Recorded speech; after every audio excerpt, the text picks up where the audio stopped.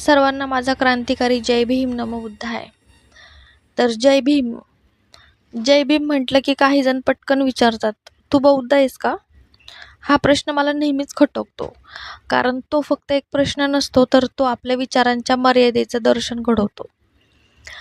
भारतामधल्या प्रत्येक माणसाने जय भीम अभिमानाने म्हणायला पाहिजे, कारण जय भीम हा कोणत्याही एका धर्माचा किंवा समाजाचा नारा नाहीये, तर तो आहे समानतेचा, स्वाभिमानाचा आणि न्यायाचा आवाज.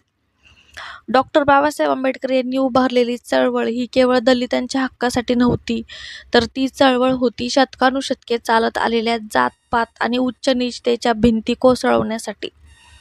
ती लढाई होती माणसाला माणूस म्हणून जगण्याचा हक्क मिळवून देण्यासाठी.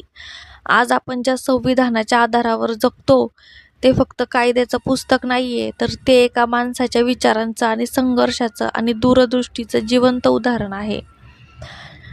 अतिशय कठीण परिस्थितीमधून उभं राहून त्यांनी जगाला दाखवून दिलं की परिस्थिती कशीही असली तरी स्वप्न कधीच सोडायची नसतात. जय भीम म्हटलं की डोळ्यांसमोर यायला पाहिजे एक संघर्ष, एक विचार आणि एक क्रांती, जी आज सुद्धा तितकीच जिवंत आहे आणि तितकीच आवश्यक पण.